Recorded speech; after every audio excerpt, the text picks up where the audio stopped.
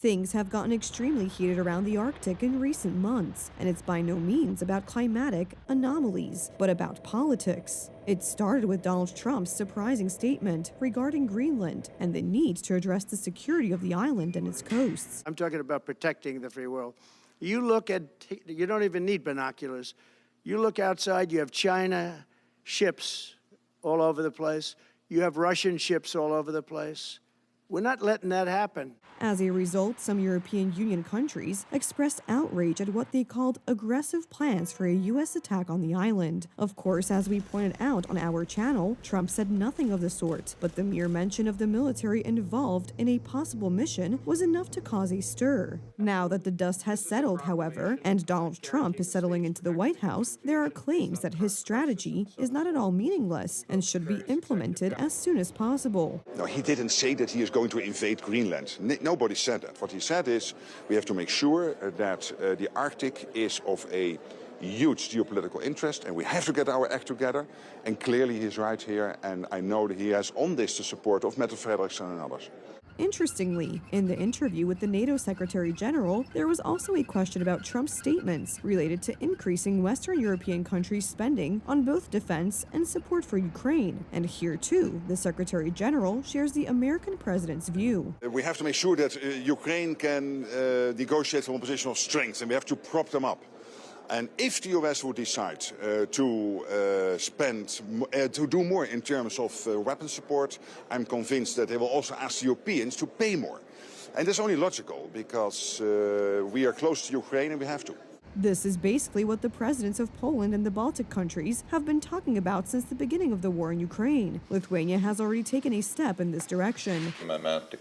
We have made a truly historic and very timely decision on sustainable financing of the state's defense system. We have agreed that between 2026 and 2030, we will allocate between 5 and 6% of GDP to defense every year. This is not megalomania, as some liberal politicians in Europe claimed until recently, but a necessity that may offer hope for building a force capable of deterring Moscow's neo-imperialist ambitions. On the other hand, in addition to rearmament, there is another option that the American president has just put on the table. Going to ask Saudi Arabia and OPEC to bring down the cost of oil. You got to bring it down, which frankly, I'm surprised they didn't do before the election. That didn't show a lot of love by them not doing it. I was a little surprised by that.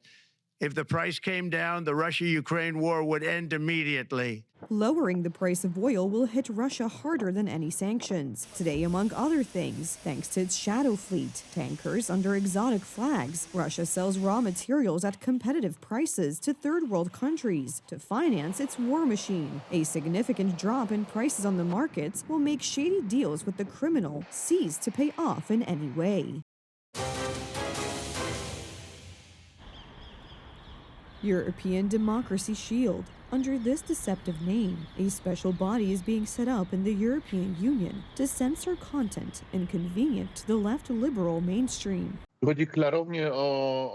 This is clearly about something that could be called, in Orwell's language, Big Brother. It's about the fact that EU instances would usurp the right to judge what is true and what is not true, what is information and what is disinformation, and they would do so in the name of their own interests. It turns out that the European shield of democracy is in fact the European sword of censorship. According to unofficial information, the former Polish Minister of Culture, Bartłomiej Sienkiewicz, is supposed to be one of the members of this special commission. As the author of the forceful takeover of public media in Poland, he has given a show of his competence in censorship. In recent days, he openly attacked Elon Musk's X portal and the Polish right in the European Parliament.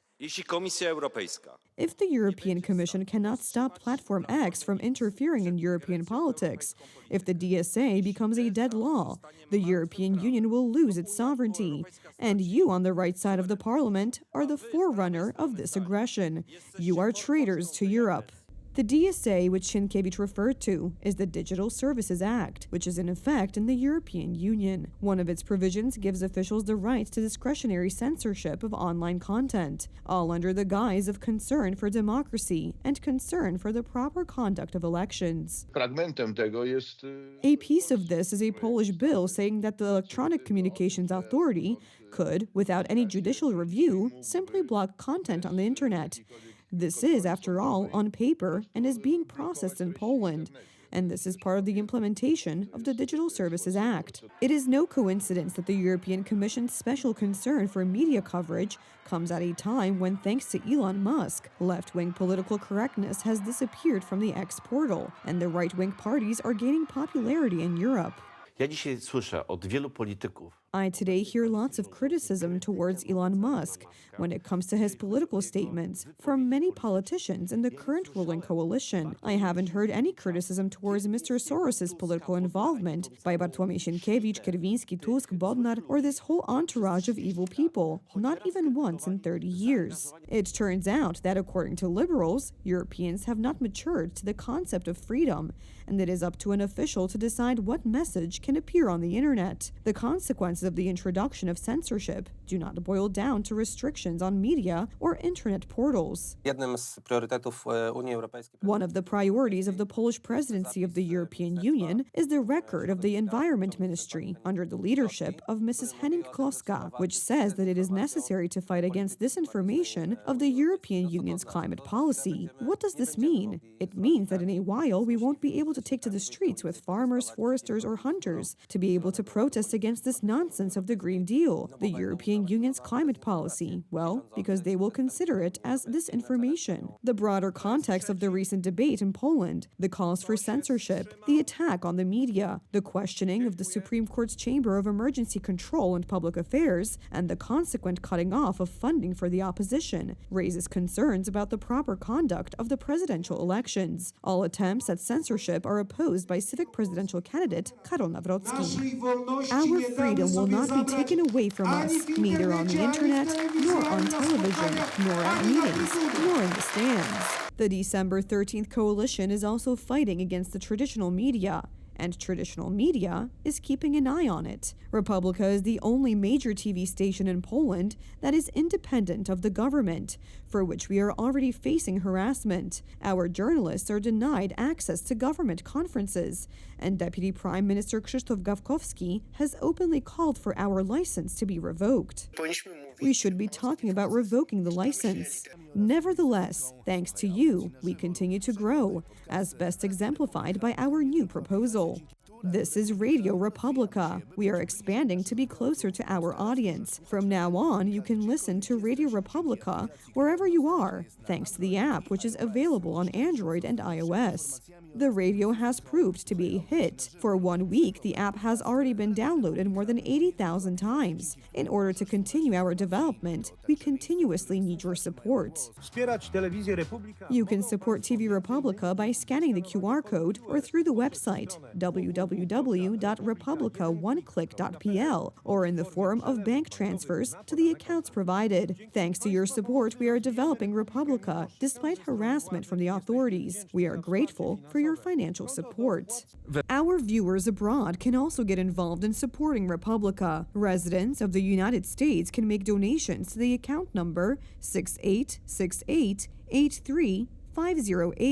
We thank you from all our hearts for any help. Together, despite the attacks of the authorities, we will build the strongest conservative television in Europe.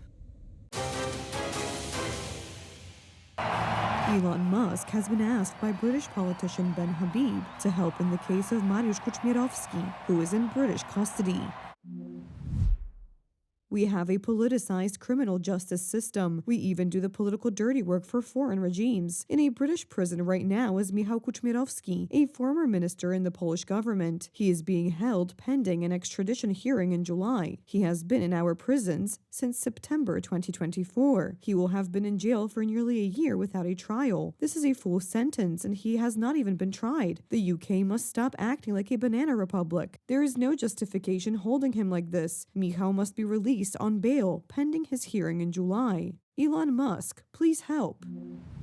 Yes. Countries that help the Tusk government are actually spending their taxpayers' money to support a government that uses increasingly authoritarian methods. This is not beneficial to our country's good image internationally. Unfortunately, we have made it to such times where the Prime Minister of the Polish government unequivocally points his finger at which person should go to jail and which person should not go to jail. He unequivocally gives orders to the Prosecutor General as to what legal and political decisions are to be made. However, this is not the first time an important politician has asserted democracy and the rule of law in Poland. The first one was J.D. Vance. Now we're going to have Musk, and I think Donald Tusk has reason to be afraid. Dear Republican Senators of America, Ronald Reagan, who helped millions of us to win back our freedom and independence, must be turning in his grave today. Shame on you. The new leader of Poland is arresting political opponents and owes his country's security to the generosity of mine. He might consider showing some appreciation, or at least toning down his own authoritarian impulses. It is no coincidence that the current U.S. Vice President J.D. Vance, while he was still a senator from Ohio, took a very strong interest in this. He spoke about the illegal takeover of Polish television. He spoke about the attack on two parliamentarians, Minister Wąsik and Minister Kamiński. These facts reflect badly on the situation in Poland and lower the credibility of our country in the world.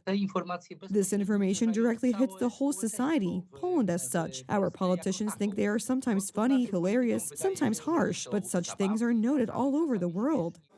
Surely Donald Tusk's words about Donald Trump are noted in the memory of the current U.S. president. Trump and his dependence on Russian services today is no longer debatable. This is not my assumption. This is the result of an investigation by the U.S. services. The U.S. services do not rule out that Trump was even recruited by the Russian services 30 years ago. However, it is worth noting something else very important. It's going to turn out in a moment that Poland's ratings are going to go down. It's going to turn out in a moment that we're not going to be able to buy those weapons that were even ordered before, because we're going to be treated as a regime. Perhaps there is a way out of this situation for the Prime Minister. The reputation of Donald Tusk and his government and the current U.S. elite is so bad that the only good thing he can do for Poland and the Poles at the moment is to resign, so that he will not harm Poland in any other way anymore.